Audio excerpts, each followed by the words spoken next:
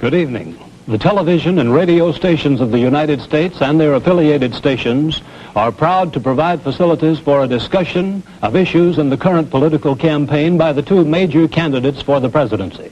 The candidates need no introduction. The Republican candidate, Vice President Richard M. Nixon, and the Democratic candidate, Senator John F. Kennedy. According to rules set by the candidates themselves, each man shall make an opening statement of approximately 8 minutes duration and a closing statement of approximately 3 minutes duration. In between, the candidates will answer or comment upon answers to questions put by a panel of correspondents. In this, the first discussion in a series of 4 joint appearances, the subject matter has been agreed will be restricted to internal or domestic American matters. And now for the first opening statement by Senator John F. Kennedy. Mr. Smith, Mr. Nixon, in the election of 1860, Abraham Lincoln said the question was whether this nation could exist, half slave or half free. In the election of 1960, and with the world around us, the question is whether the world will exist, half slave or half free, whether it will move in the direction of freedom, in the direction of the road that we are taking, or whether it will move in the direction of slavery. I think it will depend in great measure upon what we do here in the United States, on the kind of society that we build, on the kind of strength that we maintain. We discussed tonight domestic issues, but I would not want that to be any implication to be given that this does not involve directly our struggle with Mr. Khrushchev for survival. Mr. Khrushchev is in New York, and he maintains the communist offensive throughout the world because of the productive power of the Soviet Union itself. The Chinese communists have always had a large population, but they are important and dangerous now because they are mounting a major effort within their own country. The kind of country we have here, the kind of society we have, the kind of strength we build in the United States will be the defense of freedom. If we do well here, if we meet our obligations, if we're moving ahead, then I think freedom will be secure around the world. If we fail, then freedom fails. Therefore, I think the question before the American people is, are we doing as much as we can do? Are we as strong as we should be? Are we as strong as we must be if we're going to maintain our independence? And if we're going to maintain and hold out the hand of friendship to those who look to us for assistance, to those who look to us for survival? I should make it very clear that I do not think we're doing enough, that I am not satisfied as an American with the progress that we're making. This is a great country, but I think it could be a greater country. And this is a powerful country, but I think it could be a more powerful country. I'm not satisfied to have 50% of our steel mill capacity unused. I'm not satisfied when the United States had last year the lowest rate of economic growth of any major industrialized society in the world, because economic growth means strength and vitality. It means we're able to sustain our defenses. It means we're able to meet our commitments abroad. I'm not satisfied when we have over $9 billion worth of food, some of it rotting, even though there is a hungry world, and even though 4 million Americans wait every month for a food package from the government, which averages 5 cents a day per individual. I saw cases in West Virginia, here in the United States, where children took home part of their school lunch in order to feed their families, because I don't think we're meeting our obligations towards these Americans. I'm not satisfied when the Soviet Union is turning out twice as many scientists and engineers as we are. I'm not satisfied when many of our teachers are inadequately paid, or when our children go to school part-time shifts. I think we should have an educational system second to none. I'm not satisfied when I see men like Jimmy Hoffa in charge of the largest union in the United States, still free. I'm not satisfied when we are failing to develop the natural resources of the United States to the fullest.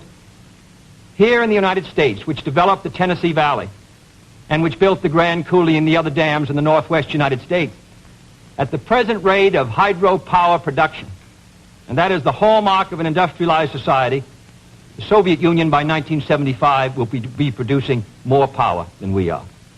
These are all the things, I think, in this country that can make our society strong or can mean that it stands still. I'm not satisfied until every American enjoys his full constitutional rights. If a Negro baby is born, and this is true also of Puerto Ricans and Mexicans in some of our cities, he has about 1/2 as much chance to get through high school as a white baby. He has 1/3 as much chance to get through college as a white student. He has about 1/3 as much chance to be a professional man, about 1/2 as much chance to own a house. He has about 4 times as much chance that he'll be out of work in his life as the white baby. I think we can do better. I don't want the talents of any American to go to waste. I know that there are those who say that we want to turn everything over to the government. I don't at all. I want the individuals to meet their responsibilities. And I want the states to meet their responsibilities. But I think there is also a national responsibility. The argument has been used against every piece of social legislation in the last 25 years. The people of the United States individually could not have developed the Tennessee Valley. Collectively, they could have. A cotton farmer in Georgia, or a peanut farmer, or a dairy farmer in Wisconsin or Minnesota, he cannot protect himself against the forces of supply and demand in the marketplace, but working together in effective governmental programs, he can do so. 17 million Americans who live over 65 on an average Social Security check of about $78 a month. They're not able to sustain themselves individually, but they can sustain themselves through the Social Security system. I don't believe in big government, but I believe in effective governmental action. And I think that's the only way that the United States is going to maintain its freedom. It's the only way that we're going to move ahead. I think we can do a better job. I think we're going to have to do a better job if we are going to meet the responsibilities which time and events have placed upon us. We cannot turn the job over to anyone else. If the United States fails, then the whole cause of freedom fails. And I think it depends in great measure on what we do here in this country.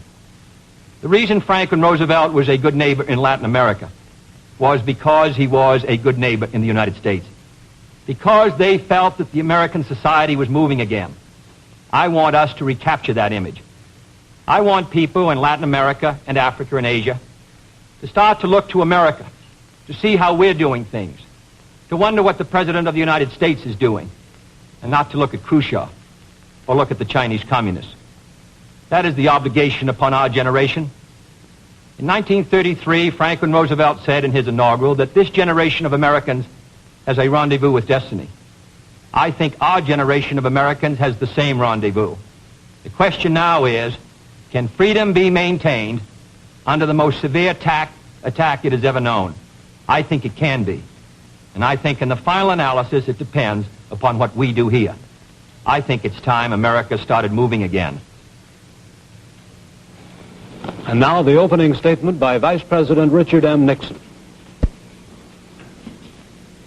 Mr. Smith, Senator Kennedy, the things that Senator Kennedy has said, many of us can agree with.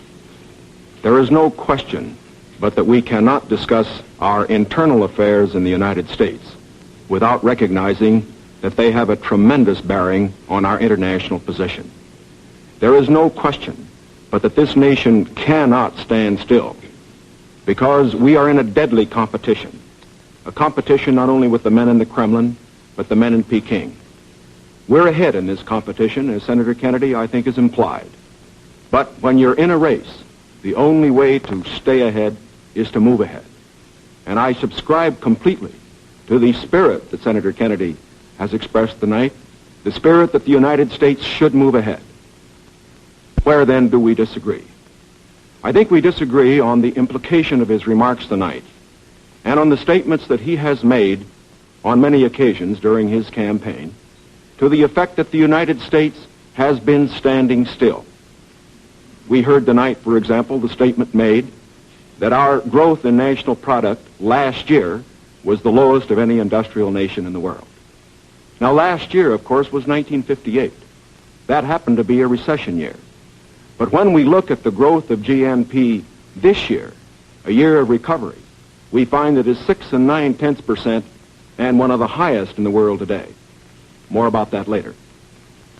Looking then to this problem of how the United States should move ahead and where the United States is moving, I think it is well that we take the advice of a very famous campaigner. Let's look at the record. Is the United States standing still? Is it true that this administration, as Senator Kennedy has charged, has been an administration of retreat, of defeat, of stagnation? Is it true that, as far as this country is concerned, in the field of electric power, in all of the fields that he has mentioned, we have not been moving ahead? Well, we have a comparison that we can make. We have the record of the Truman administration of 7.5 years and the 7.5 years of the Eisenhower administration. When we compare these two records in the areas that Senator Kennedy has discussed tonight, I think we find that America has been moving ahead. Let's take schools. We have built more schools in these last 7.5 years than we built in the previous 7.5, for that matter, in the previous 20 years. Let's take hydroelectric power. We have developed more hydroelectric power in these 7.5 years than was developed in any previous administration in history. Let us take hospitals. We find that more have been built in this administration than in the previous administration. The same is true of highways. Let's put it in terms that all of us can understand. We often hear gross national product discussed, and in that respect, may I say that when we compare the growth in this administration with that of the previous administration, that then there was a total growth of 11% over 7 years. In this administration, there's been a total growth of 19% over 7 years. That shows that there's been more growth in this administration than in its predecessor. But let's not put it there. Let's put it in terms of the average family. What has happened to you? We find that your wages have gone up 5 times as much in the Eisenhower administration as they did in the Truman administration. What about the prices you pay? We find that the prices you pay went up 5 times as much in the Truman administration as they did in the Eisenhower administration. What's the net result of this? This means that the average family income went up 15% in the Eisenhower years as against 2% in the Truman years. Now, this is not standing still. But, good as this record is, may I emphasize, it isn't enough. A record is never something to stand on. It's something to build on. And in building on this record, I believe that we have the secret for progress. We know the way to progress. And I think, first of all, our own record proves that we know the way. Senator Kennedy has suggested that he believes he knows the way. I respect the sincerity with which he makes that suggestion. But on the other hand, when we look at the various programs that he offers, they do not seem to be new. They seem to be simply retreads of the programs of the Truman administration which preceded it. And I would suggest that during the course of the evening he might indicate those areas in which his programs are new, where they will mean more progress than we had then. What kind of programs are we for?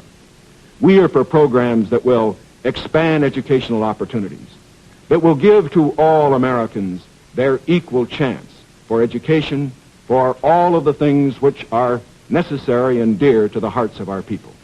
We are for programs, in addition, which will see that our medical care for the aged is much better handled than it is at the present time. Here again, may I indicate that Senator Kennedy and I are not in disagreement as to the aim. We both want to help the old people. We want to see that they do have adequate medical care. The question is the means. I think that the means that I advocate will reach that goal better than the means that he advocates. I could give better examples, but for whatever it is, whether it's in the field of housing or health or medical care or schools or the development of electric power, we have programs which we believe will move America, move her forward and build on the wonderful record that we have made over these past 7.5 years. Now, when we look at these programs, might I suggest that in evaluating them, we often have a tendency to say that the test of a program is how much you're spending. I will concede that in all the areas to which I have referred, Senator Kennedy would have the federal government spend more than I would have it spend. I costed out the cost of the Democratic platform. It runs a minimum of $13.2 billion a year more than we are presently spending to a maximum of $18 billion a year more than we're presently spending. Now, the Republican platform will cost more, too. It will cost a minimum of $4 billion a year more, a maximum of $4.9 billion a year more than we're presently spending. Now, does this mean that his program is better than ours? Not at all. Because it isn't a question of how much the federal government spends. It isn't a question of which government does the most. It's a question of which administration does the right things. And in our case, I do believe that our programs will stimulate the creative energies of 180 million free Americans. I believe the programs that Senator Kennedy advocates will have a tendency to stifle those creative energies. I believe, in other words, that his programs would lead to the stagnation of the motive power that we need in this country to get progress. The final point that I would like to make is this. Senator Kennedy has suggested in his speeches that we lack compassion for the poor, for the old, and for others that are unfortunate.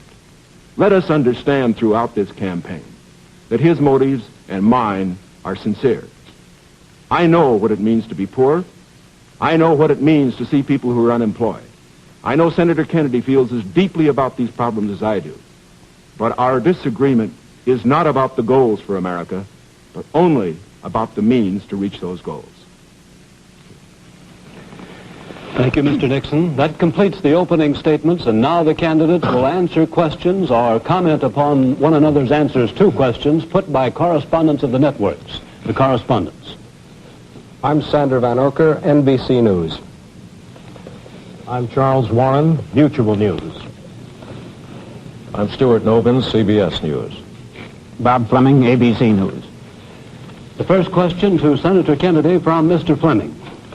Senator, the Vice President in his campaign has said that you are naive and at times immature. He has raised the question of leadership. On this issue, why do you think people should vote for you rather than the Vice President? Well, the Vice President and I came to the Congress together. 1946, we both served in the Labor Committee. I've been there now for 14 years, the same period of time that he has. So that our experience in government is comparable. Secondly, I think the question is, what are the programs that we advocate? What is the party record that we lead? I come out of the Democratic Party, which in this century has produced Woodrow Wilson and Franklin Roosevelt and Harry Truman, and which supported and sustained these programs which I've discussed tonight. Mr. Nixon comes out of the Republican Party. He was nominated by it. And it is a fact that through most of these last 25 years, the Republican leadership has opposed federal aid for education, medical care for the aged, development of the Tennessee Valley, development of our natural resources. I think Mr. Nixon is an effective leader of his party. I hope he would grant me the same. The question before us is, which point of view and which party do we want to lead the United States? Mr. Nixon, would you like to comment on that statement? I have no comment. The next question, Mr. Novins.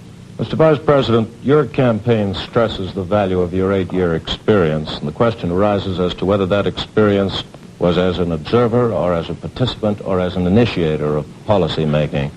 Would you tell us, please, specifically what major proposals you have made in the last 8 years that have been adopted by the administration? It would be rather difficult to cover them in 2.5 minutes. I would suggest that these proposals could be mentioned. First, after each of my foreign trips, I have made recommendations that have been adopted. For example, after my first trip abroad, I strongly recommended that we increase our exchange programs, particularly as they related to exchange of persons, of leaders in the labor field and in the information field. After my trip to South America, I made recommendations that a separate inter-American lending agency be set up, which the South American nations would like much better than to participate in the lending agencies which treated all the countries of the world the same. I have made other recommendations after each of the other trips. For example, after my trip abroad to Hungary, I made some recommendations with regard to the Hungarian refugee situation, which were adopted not only by the President, but some of them were enacted into law by the Congress. Within the administration, as a chairman of the President's Committee on Price Stability and Economic Growth, I have had the opportunity to make recommendations which have been adopted within the administration and which I think have been reasonably effective. I know Senator Kennedy suggested in his speech at Cleveland yesterday that that committee had not been particularly effective. I would only suggest that while we do not take the credit for it, I would not presume to, that since that committee has been formed, the price line has been held very well within the United States.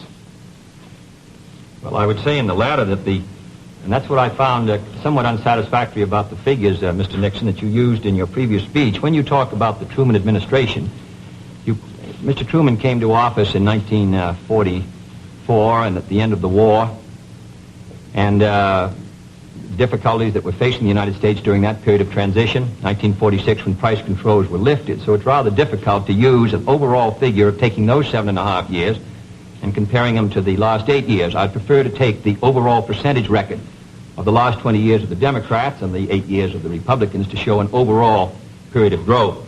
In regard to price stability, I'm not aware that that committee did produce recommendations that ever were certainly before the Congress from the point of view of legislation in regard to controlling prices. In regard to the exchange of students, of labor unions, I am chairman of the subcommittee on Africa, and I think that one of the most unfortunate phases of our policy towards that country was the very minute number of exchanges that we had. I think it's true of Latin America also. We did come forward with a program of students for the Congo of over 300, which was more than the federal government had for all of Africa the previous year. So that I don't think that we have moved, at least in those two areas, with sufficient vigor. The next question to Senator Kennedy from Mr. Warren. Senator Kennedy, during your brief speech a few minutes ago, you mentioned farm surpluses. That's correct. I'd like to ask this. It's a fact, I think, that presidential candidates traditionally make promises to farmers. Lots of people, I think, don't understand why the government pays farmers for not producing certain crops, or paying farmers if they overproduce, for that matter. Now, let me ask, sir, why can't the farmer operate like the businessman who operates a factory? If an auto company overproduces a certain model car, Uncle Sam doesn't step in and buy up the surplus. Why this constant courting of the farmer? Well, because I think that if the federal government moved out of the program and withdrew its support, then I think you would have complete economic chaos. The farmer plants in the spring and harvests in the fall. There are hundreds of thousands of them. They're not able to control their market very well. They bring their crops in or their livestock in, many of them about the same time. They have only a few purchasers that buy their milk or their hogs, few large companies in many cases, and therefore the farmer is not in a position to bargain very effectively in the marketplace. I think the experience of the 20s has shown what a free market could do to agriculture. And if the agricultural economy collapses, then the economy of the rest of the United States sooner or later will collapse. The farmers are the number one market for the automobile industry of the United States. The automobile industry is the number one market for steel. So if the farmer's economy continues to decline as sharply as it has in recent years, then I think you would have a recession in the rest of the country. So I think the case for the government intervention is a good one. Secondly, my objection to present farm policy is that there are no effective controls to bring supply and demand into better balance. The dropping of the support price in order to limit production has not worked. And we now have the highest surpluses, $9 billion worth. We've had a higher tax load from the Treasury for the farmer in the last few years with the lowest farm income in many years. I think that this farm policy has failed. And my judgment, the only policy that will work will be for effective supply and demand to be in balance. And that can only be done through governmental action. I therefore suggest that in those basic commodities which are supported, that the federal government, after endorsement by the farmers in that commodity, attempt to bring supply and demand into balance, attempt effective production controls so that we won't have that 5 or 6% surplus which breaks the price 15 or 20%. I think Mr. Benson's program has failed. And I must say, after reading the Vice President's speech before the farmers as he read mine, I don't believe that it's very much different from Mr. Benson. I don't think it provides effective governmental controls. I think the support prices are tied to the average market price of the last 3 years, which was Mr. Benson's theory. I therefore do not believe that this is a sharp enough breach with the past to give us any hope of success for the future. Mr. Nixon, comment? I, of course, disagree with Senator Kennedy insofar as his suggestion as to what should be done on the farm program. He has made the suggestion that what we need is to move in the direction of more government controls, a suggestion that would also mean raising prices that the consumers pay for products and imposing upon the farmers controls on acreage even far more than they have today. I think this is the wrong direction. I don't think this has worked in the past. I do not think it will work in the future. The program that I have advocated is one which departs from the present program that we have in this respect. It recognizes that the government has a responsibility to get the farmer out of the trouble he presently is in because the government got him into it. And that's the fundamental reason why we can't let the farmer go by himself at the present time. The farmer produced these surpluses because the government asked him to through legislation during the war. Now that we have these surpluses, it's our responsibility to indemnify the farmer during that period that we get rid of the surpluses. Until we get the surpluses off the farmer's back, however, we should have a program, such as I announced, which will see that farm income holds up. But I would propose holding that income up, not through a type of program that Senator Kennedy has suggested that would raise prices, but one that would indemnify the farmer, pay the farmer in kind from the products which are in surplus. The next question to Vice President Nixon from Mr. Van Oker. Mr. Vice President, since the question of executive leadership is a very important campaign issue, I'd like to follow Mr. Noven's question. Now, Republican campaign slogans, you'll see them on signs around the country as we did last week, say, it's experience that counts. That's over a picture of yourself, sir, implying that you've had more governmental executive decision-making experience than your opponent. Now, in his news conference on August 24th, President Eisenhower was asked to give one example of a major idea of yours that he adopted. His reply was, and I'm quoting, "If you give me a week, I might think of one. I don't remember." Now, that was a month ago, sir, and the President hasn't brought it up since. And I'm wondering, sir, if you can clarify which version is correct, the one put out by Republican campaign leaders or the one put out by President Eisenhower? Well, I would suggest, Mr. Van Oker, that if you know the President, that was probably a facetious remark. I would also suggest that insofar as his statement is concerned, that I think it would be improper for the President of the United States to disclose the instances in which members of his official family had made recommendations, as I have made them through the years, to him which he has accepted or rejected. The President has always maintained, and very properly so, that he is entitled to get what advice he wants from his cabinet and from his other advisors without disclosing that to anybody, including, as a matter of fact, the Congress. Now, I can only say this. Through the years, I have sat in the National Security Council. I have been in the cabinet. I have met with the legislative leaders. I have met with the President when he made the great decisions with regard to Lebanon, Kimoy Matsu, other matters. The President has asked for my advice. I have given it. Sometimes my advice has been taken. Sometimes it is not. I do not say that I have made the decisions, and I would say that no president should ever allow anybody else to make the major decisions. The President only makes the decisions. All that his advisors do is to give counsel when he asks for it. As far as what experience counts and whether that is experience that counts, that isn't for me to say. I can only say that my experience is there for the people to consider. Senator Kennedy's is there for the people to consider. As he pointed out, we came to the Congress in the same year. His experience has been different from mine. Mine has been in the executive branch. His has been in the legislative branch. I would say that the people now have the opportunity to evaluate his as against mine, and I think both he and I are going to abide by whatever the people decide. Senator Kennedy? Well, I'll just say that the question is of experience, and the question also is what our judgment is of the future, and what our goals are for the United States, and what ability we have to implement those goals. Abraham Lincoln came to the presidency in 1860 after a rather little-known session in the House of Representatives, and after being defeated for the Senate in 58 and was a distinguished president. There is no certain road to the presidency. There are no guarantees that if you take one road or another that you will be a successful president. I have been in the Congress for 14 years.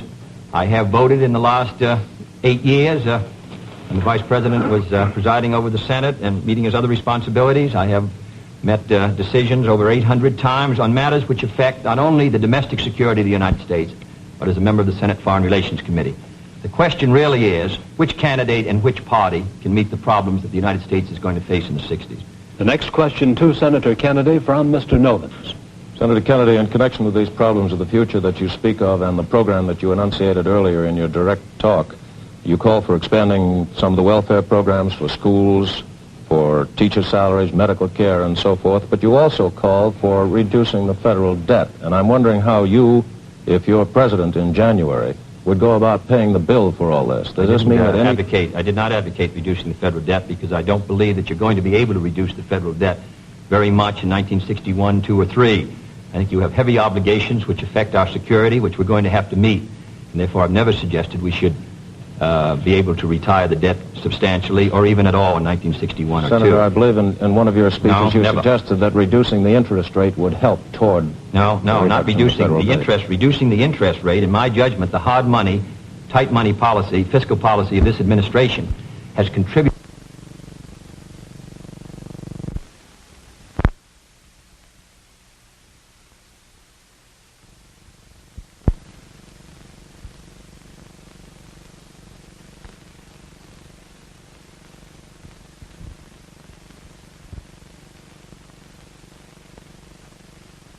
suggested that reducing the interest rate would help toward... No, not reducing the interest. Reducing the interest rate, in my judgment, the hard money, tight money policy, fiscal policy of this administration has contributed to the slowdown in our economy, which helped bring the recession of 54, which made the recession of 58 rather intense, and which has slowed somewhat our economic activity in 1960. What I have talked about, however, the kind of programs that I talk about, in my judgment, are fiscally sound. Medical care for the aged, I would put under Social Security. The Vice President and I disagree on this. The program, the Javits-Nixon or the Nixon-Javits program, would have cost, if fully used, $600 million by the government per year and $600 million by the state. The program which I advocated, which failed by 5 votes in the United States Senate, would have put medical care for the aged in Social Security and would have been paid for through the Social Security system and the Social Security tax. Secondly, I support federal aid to education and federal aid for teachers' salaries. I think that's a good investment. I think we're going to have to do it. And I think to heap the burden further on the property tax, which is already strained in many of our communities, will ensure, in my opinion, that many of our children will not be adequately educated and many of our teachers not adequately compensated. There is no greater return to an economy or to a society than an educational system second to none. On the question of the development of natural resources, I would pay as you go, in the sense that they would be balanced and the power revenues would bring back sufficient money to finance the projects, in the same way as the Tennessee Valley. I believe in the balanced budget, and the only conditions under which I would unbalance the budget would be if there was a grave national emergency or a serious recession. Otherwise, with a steady rate of economic growth, and Mr. Nixon and Mr. Rockefeller in their meeting said a 5% economic growth would bring by 1962 $10 billion extra in tax revenues. Whatever is brought in, I think that we can finance essential programs within a balanced budget if business remains orderly. Mr. Nixon, your comment? Yes. I think what Mr. Noble was referring to was not one of Senator Kennedy's speeches, but the Democratic platform, which did mention cutting the national debt. I think, too, that it should be pointed out that, of course, it is not possible, particularly under the proposals that Senator Kennedy has advocated, either to cut the national debt or to reduce taxes. As a matter of fact, it will be necessary to raise taxes. As Senator Kennedy points out, that as far as his one proposal is concerned, the one for medical care for the aged, that would be financed out of Social Security. That, however, is raising taxes for those who pay Social Security. He points out that he would make pay-as-you-go be the basis for our natural resources development, where our natural resources development, which I also support incidentally, however, whenever you appropriate money for one of these projects, you have to pay now and appropriate the money, and while they eventually do pay out, it doesn't mean that the government doesn't have to put out the money this year. And so I would say that in all of these proposals that Senator Kennedy has made, they will result in one of two things. Either he has to raise taxes or he has to unbalance the budget. If he unbalances the budget, that means you have inflation, and that will be, of course, a very cruel blow to the very people, the older people that we've been talking about. As far as aid for school construction is concerned, I favor that, as Senator Kennedy did in January of this year, when he said he favored that rather than aid to teacher salaries. I favor that because I believe that's the best way to aid our schools without running any risk whatever of the federal government telling our teachers what to teach. The next question to Vice President Nixon from Mr. Warren. Mr. Vice President, you mentioned schools. It was just yesterday, I think you asked for a crash program to raise education standards. And this evening you talked about advances in education. Mr. Vice President, you said it was back in 1957 But salaries paid to school teachers were nothing short of a national disgrace. Higher salaries for teachers, you added, were important, and if the situation wasn't corrected, it would lead to a national disaster. And yet you refused to vote in the Senate in order to break a tie vote when that single vote, if it had been yes, would have granted salary increases to teachers. I wonder if you could explain that, sir. I'm awfully glad you got that question because, as you know, I got into it at the last of my other question and wasn't able to complete the argument. I think that the reason that I voted against having the federal government pay teacher salaries was probably the very reason that concerned Senator Kennedy when in January of this year in his kickoff press conference he said that he favored aid for school construction, but at that time did not feel that there should be aid for teacher salaries. At least that's the way I read his remarks. Now, why should there be any question about the federal government aiding teacher salaries? Why did Senator Kennedy take that position then? Why do I take it now? We both took it then, and I take it now for this reason. We want higher teacher salaries. We need higher teacher salaries. But we also want our education to be free of federal control. When the federal government gets the power to pay teachers, inevitably, in my opinion, it will acquire the power to set standards and to tell the teachers what to teach. I think this would be bad for the country. I think it would be bad for the teaching profession. There is another point that should be made. I favor higher salaries for teachers. But as Senator Kennedy said in January of this year in the same press conference, the way that you get higher salaries for teachers is to support school construction, which means that all the local school districts in the various states then have money which is freed to raise the standards for teacher salaries. I should also point out this. Once you put the responsibility on the federal government for paying a portion of teacher salaries, your local communities and your states are not going to meet the responsibility as much as they should. I believe, in other words, that we have seen the local communities in the states assuming more of that responsibility.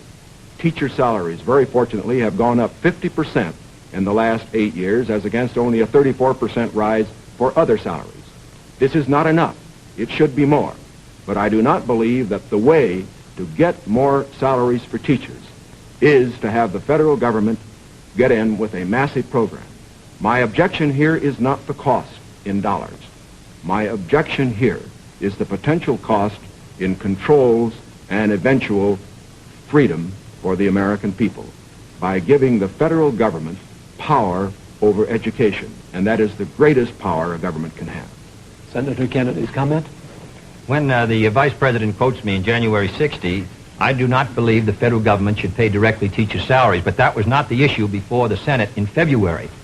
The issue before the Senate was that the money would be given to the state. The state then could determine whether the money would be spent for school construction or teacher salaries. On that question, the Vice President and I disagreed. I voted in favor of that proposal and supported it strongly because I think that that provided assistance to our teachers for their salaries without any chance of federal control. And it is on that vote that Mr. Nixon and I disagreed, and his tie vote his breaking the tie defeated the proposal. I don't want the federal government paying teachers' salaries directly, but if the money will go to the states, and the states can then determine whether it shall go for school construction or for teachers' salaries, in my opinion, you protect the local authority over the school board and the school committees. And therefore, I think that was a sound proposal, and that is why I supported it, and I regret that it did not pass. Secondly, there have been statements made that the Democratic platform would cost a good deal of money and that I'm in favor of unbalancing the budget. That is wholly wrong, wholly in error, and it is a fact that in the last 8 years, the Democratic Congress has reduced the request for the appropriation by over $10 billion. That is not my view, and I think it ought to be stated very clearly on the record. My view is that you can do these programs, and they should be carefully drawn within a balanced budget if our economy is moving ahead. The next question to Senator Kennedy from Mr. Van Oker. Senator, you've been promising the voters that if you are elected president, you'll try and push through Congress bills on medical aid to the aged, a comprehensive minimum hourly wage bill, federal aid to education. Now, in the August post-convention session of the Congress, when you at least held up the possibility you could one day be president, and when you had overwhelming majorities, especially in the Senate, you could not get action on these bills.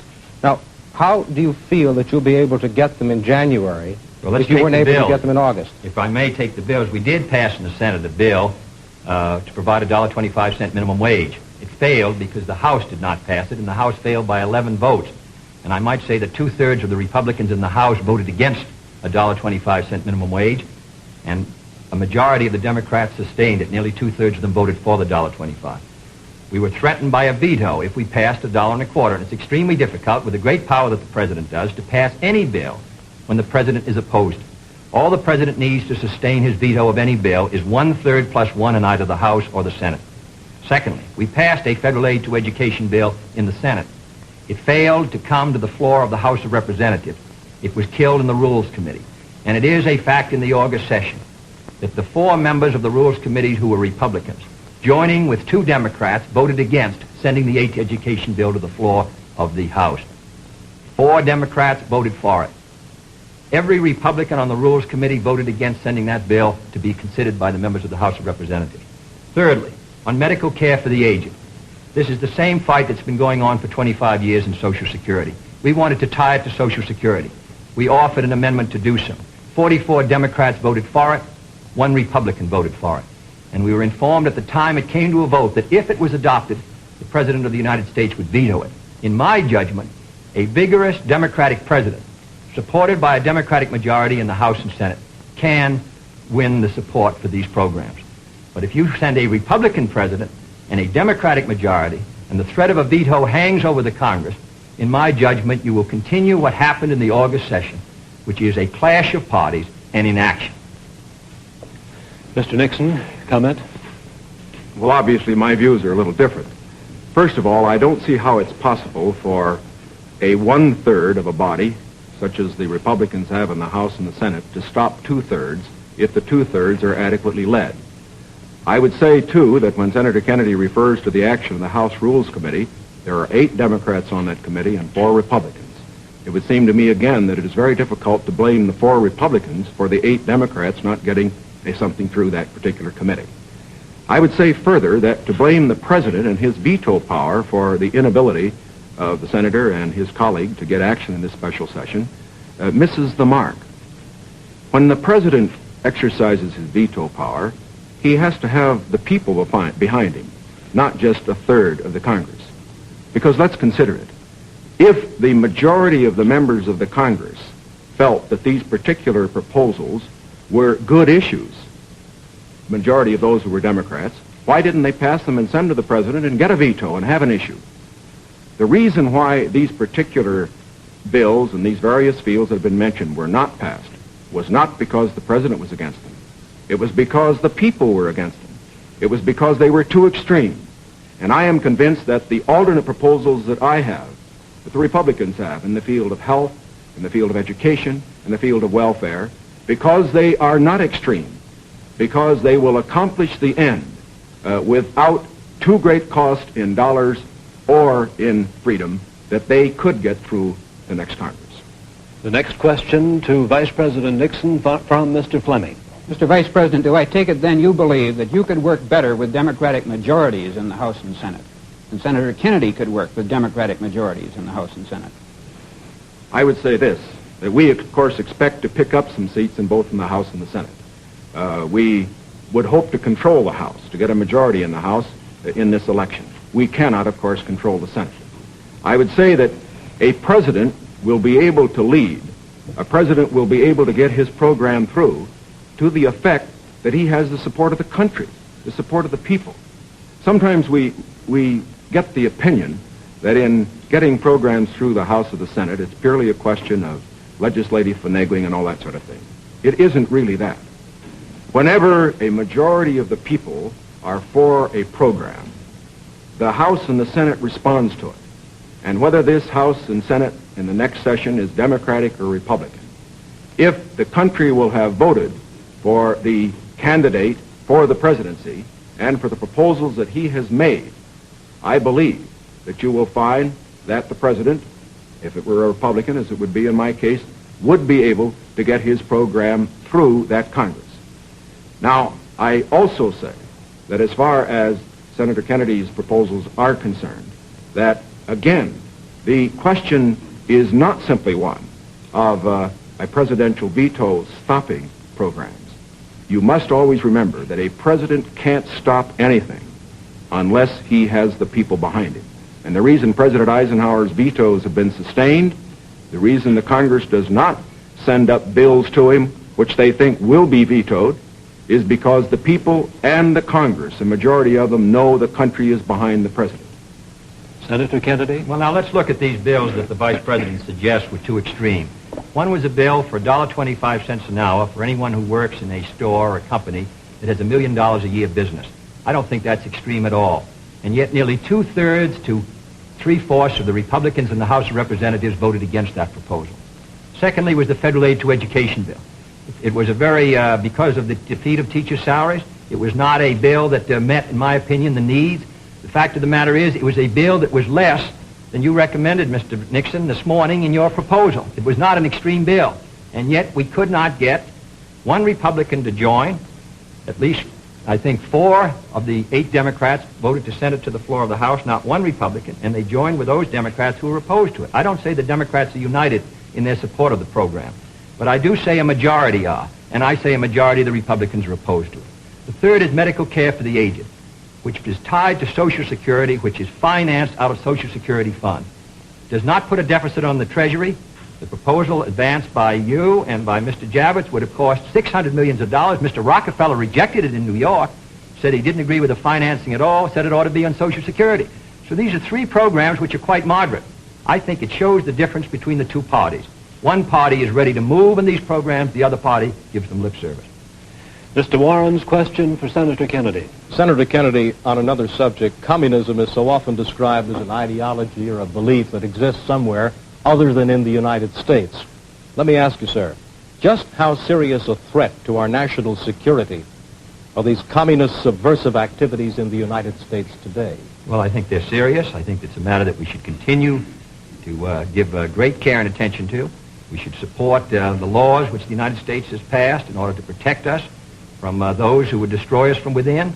We should sustain the Department of Justice in its efforts and the FBI, and we should be continually alert. I think if the United States is maintaining a strong society here in the United States, I think that we can meet any internal threat. The major threat is external and will continue. Mr. Nixon, comment? I agree with Senator Kennedy's appraisal generally in this respect. The question of communism within the United States has been one that has worried us in the past. It is one that will continue to be a problem for years to come. We have to remember that the Cold War that Mr. Khrushchev is waging and his colleagues are waging is waged all over the world, and it's waged right here in the United States. That's why we have to continue to be alert. It is also essential in being alert that we be fair. Fair because by being fair, we uphold the very freedoms that the communists would destroy. We uphold the standards of conduct which they would never follow. And in this connection, I think that we must look to the future, having in mind the fact that we fight communism at home, not only by our laws to deal with communists, the few who do become communists and the few who do become fellow travelers, but we also fight communism at home by moving against those various injustices which exist in our society, which the communists feed upon. And in that connection, I again would say that while Senator Kennedy says we are for the status quo, I do believe that he would agree that I am just as sincere in believing that my proposals for federal aid to education, my proposals for health care, are just as sincerely held as his. The question, again, is not one of goals. We're for those goals. It's one of means. Mr. Van Oker's question for Vice President Nixon. Mr. Vice President, in one of your earlier statements, you said, we've moved ahead, we've built more schools, we've built more hospitals. Now, sir, isn't it true that the building of more schools is a local matter for financing? Were you claiming that the Eisenhower administration was responsible for the building of these schools, or is it the local school districts that provide for them? Not at all. As a matter of fact, your question brings out a point that I'm very glad to make. Too often, in appraising whether we are moving ahead or not, we think only of what the federal government is doing. Now, that isn't the test of whether America moves. The test of whether America moves is whether the federal government, plus the state government, plus the local government, plus the biggest segment of all, individual enterprise, moves. We have, for example, a gross national product of approximately $500 billion. Roughly $100 billion to $125 billion of that is the result of government activity. $400 billion, approximately, is a result of what individuals do. Now, the reason the Eisenhower administration has moved, the reason that we've had the funds, for example, locally, to build the schools and the hospitals and the highways, to make the progress that we have, is because this administration has encouraged individual enterprise. And it has resulted in the greatest expansion of the private sector of the economy that has ever been witnessed in an 8-year period. And that is growth. That is the growth that we are looking for. It is the growth that this administration has supported and that its policies have stimulated. Senator Kennedy? Well, I must say, I think the reason that the schools have been constructed is because the local school districts were willing to increase the property taxes to a tremendously high figure, and in my opinion, almost to the point of diminishing returns in order to sustain these schools. Secondly, I think we have a rich country, and I think we have a powerful country. I think what we have to do, however, is have the president and the leadership set before our country exactly what we must do in the next decade if we're going to maintain our security in education, in economic growth, in development of natural resources. The Soviet Union is making great gains. It isn't enough to compare what might have been done 8 years ago, or 10 years ago, or 15 years ago, or 20 years ago. I want to compare what we're doing with what our adversaries are doing, so that by the year 1970, the United States is ahead in education, in health, in building, in homes, in economic strength. I think that's the big assignment, the big task, the big function of the federal government. Can I have the summation time, please? We've completed our questions and our comments, and in just a moment we'll have the summation time. This will allow 3 minutes and 20 seconds for the summation by each candidate. 3 minutes and 20 seconds for each candidate. Vice President Nixon, will you make the first summation? Thank you, Mr. Smith. Senator Kennedy. First of all, I think it is well to put in perspective where we really do stand with regard to the Soviet Union in this whole matter of growth. The Soviet Union has been moving faster than we have. But the reason for that is obvious. They start from a much lower base. Although they have been moving faster in growth than we have, we find, for example, today, that their total gross national product is only 44% of our total gross national product. That's the same percentage that it was 20 years ago. And as far as the absolute gap is concerned, we find that the United States is even further ahead than it was 20 years ago. Is this any reason for complacency? Not at all. Because these are determined men. They are fanatical men. And we have to get the very most out of our economy. I agree with Senator Kennedy completely on that score. Where we disagree is in the means that we would use to get the most out of our economy. I respectfully submit that Senator Kennedy too often would rely too much on the federal government, on what it would do to solve our problems, to stimulate growth. I believe that when we examine the Democratic platform, when we examine the proposals that he has discussed tonight, when we compare them with the proposals that I have made, that these proposals that he makes would not result in greater growth for this country than would be the case if we followed the programs that I have advocated. There are many of the points that he has made that I would like to comment upon. The one in the field of health is worth mentioning. Our health program, the one that Senator Javits and other Republican senators as well as I supported, is one that provides for all people over 65 who want health insurance the opportunity to have it if they want it. It provides a choice of having either government insurance or private insurance. But it compels nobody to have insurance who does not want it. His program under Social Security would require everybody who had Social Security to take government health insurance whether he wanted it or not. And it would not cover several million people who are not covered by Social Security at all. Here is one place where I think that our program does a better job than his. The other point that I would make is this. This downgrading of how much things cost, I think many of our people will understand better when they look at what happened during the Truman administration when the government was spending more than it took in. We found savings over a lifetime eaten up by inflation. we found the people who could least afford it, people on retired incomes, people on fixed incomes, we found them unable to meet their bills at the end of the month. It is essential that a man who's president of this country certainly stand for every program that will mean for growth. And I stand for programs that will mean growth and progress. But it is also essential that he not allow a dollar spent that could be better spent by the people themselves. Senator Kennedy, your conclusion? The point was made by Mr. Nixon that the Soviet production is only 44% of ours. I must say that 44% and that Soviet country is causing us a good deal of trouble tonight. I want to make sure that it stays in that relationship.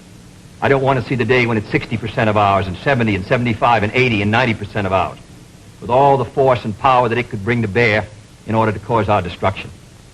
Secondly, the Vice President mentioned medical care for the aged. Our program was an amendment to the Kerr bill. The Kerr bill provided assistance to all those who were not on Social Security. I think it's a very clear contrast. 1935, when the Social Security Act was written, 94 out of 95 Republicans voted against it. Mr. Landon ran in 1936 to repeal it. In August of 1960, when we tried to get it again, but this time for medical care, we received the support of one Republican in the Senate on this occasion. Thirdly, I think the question before the American people is, as they look at this country and as they look the world around them, the goals are the same for all Americans. The means are at question. The means are at issue. If you feel that everything that is being done now is satisfactory, that the relative power and prestige and strength of the United States is increasing in relation to that of the communists, that we are gaining more security, that we are achieving everything as a nation that we should achieve, that we're achieving a better life for our citizens and greater strength, then I agree. I think you should vote for Mr. Nixon. But if you feel that we have to move again in the 60s, that the function of the president is to set before the people the unfinished business of our society, as Franklin Roosevelt did in the 30s, the agenda for our people, what we must do as a society to meet our needs in this country and protect our security and help the cause of freedom.